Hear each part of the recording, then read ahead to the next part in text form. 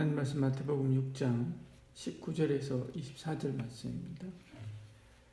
너희를 위하여 보물을 땅에 쌓아두지 말라.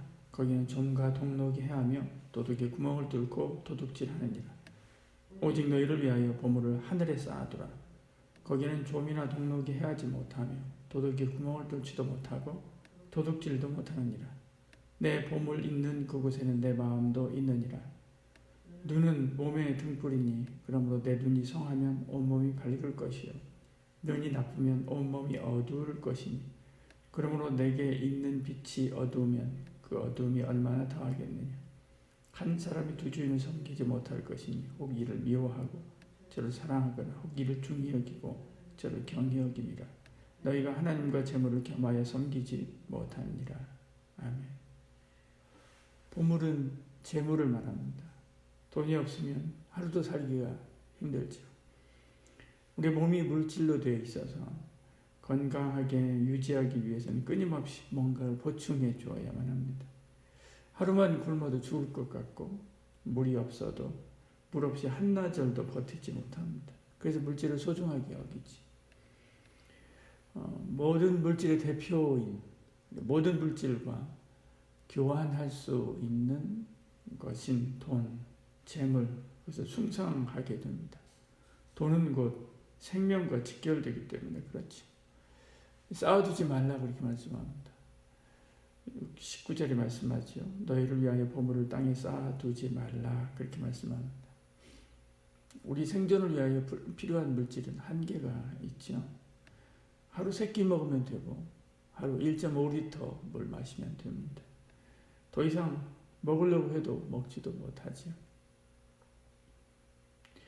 짐승은 그래서 그날 자기 몸을 위해서 필요한 양분 그것을 먹으면 그만이죠. 쌓지 않습니다. 사람은 쌓죠. 심지어 천년만년 사는데 필요한 재물을 쌓고도 또 불안해서 더 쌓죠. 그러고도 불안합니다. 그래서 남은 것을 빼앗기지 않기 위해서 제가 가지고 있는 것을 빼앗기지 않기 위해서 사력을 다할 뿐만 아니라 오히려 남의 것을 빼앗으려고 남을 해치기도 하고 또 사랑하는 사람을 떠나보내기도 합니다. 그러나 주님은 쌓아두지 말라 그렇게 말씀하죠. 일용할 양식으로 족하다 그렇게 말씀합니다. 내일 일은 내일 걱정해라. 내일 태양이 내일 뜨듯이 내일 먹을 양식도 내가 내일 다시 주겠다 그렇게 말씀합니다. 마태복음 6장 30절 이렇게 말씀하죠. 땅에 쌓아두는 것은 다 헛된 일이다 라고 말합니다. 좀과 동록이 해하며 도둑이 구멍을 뚫고 도둑질하느냐 이렇게 말씀하죠. 자신을 위해서 필요한 것 이상 쌓는 것 그것은 헛된 일입니다. 좀과 동록이 가만두지 않지요. 전도서 2장 21절에 말씀합니다. 어떤 사람은 그 지혜와 지식과 재주를 다하여 수고하였어도 그가 얻은 것을 수고하지 아니한 자에게 그의 몫으로 넘겨주리니 이것도 헛된 것이며 큰 악이로다 그렇게 말씀합니다. 좀이나 동록은 아주 다양한 방법으로 찾아오게 되지. 지금 솔로몬이 전도서에서 고백한 것처럼 다양하게 찾아옵니다. 질병일 수도 있고 사업의 실패일 수도 있고 투자의 손실일 수도 있고 도둑일 수도 있습니다. 어떤 것이든 수고하며 쌓은 것을 다 헛되게 잃어버릴 수 있다 그 이야기하죠. 왜냐하면 세상이 가만두지 않기 때문에 그렇습니다. 그러므로 주님은 쌓아두지 말라 그렇게 말씀했습니다. 그러면 일하지 말아야 되는가? 하루 벌어서 하루 살아야 되는가? 아닙니다. 쌓으라 또 다시 이야기하십니다. 일해야 되지요. 모아야 됩니다.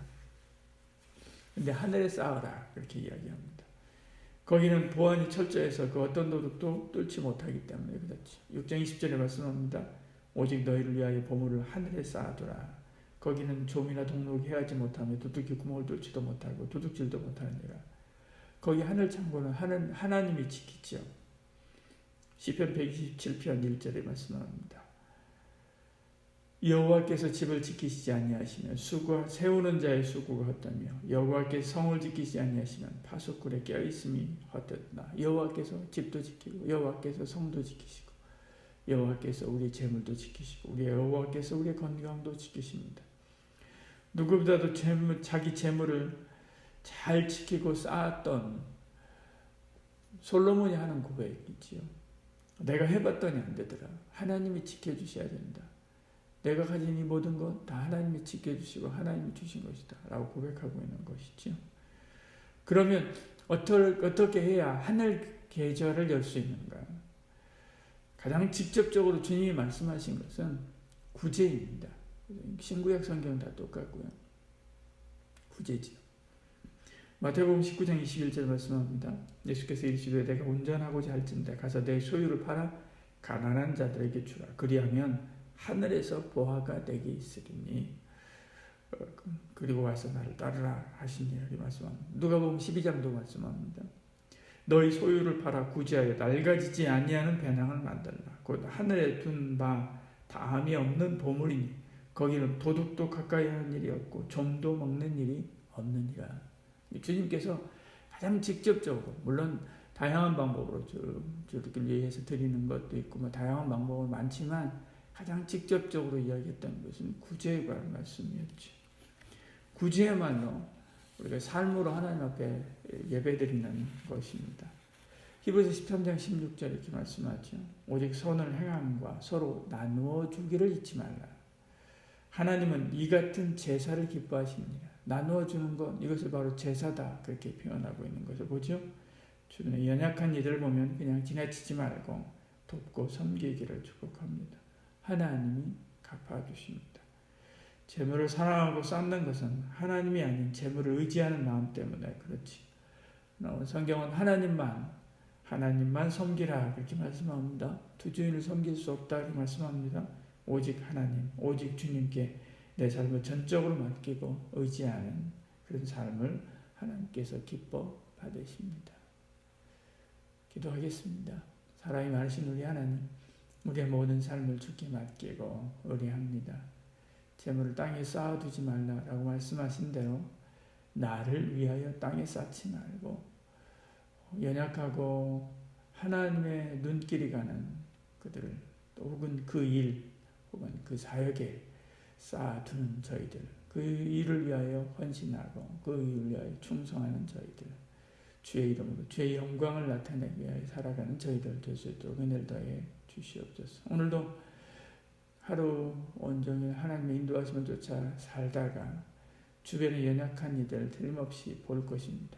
그들 그냥 지나치지 말고 섬김으로, 사랑으로, 물질로, 따뜻한 위로의 말로 하늘에 우리의 헌신과 수고를 쌓는 저희들 되게 하여 주시옵소서. 예수님 이름으로 기도드리옵나이다.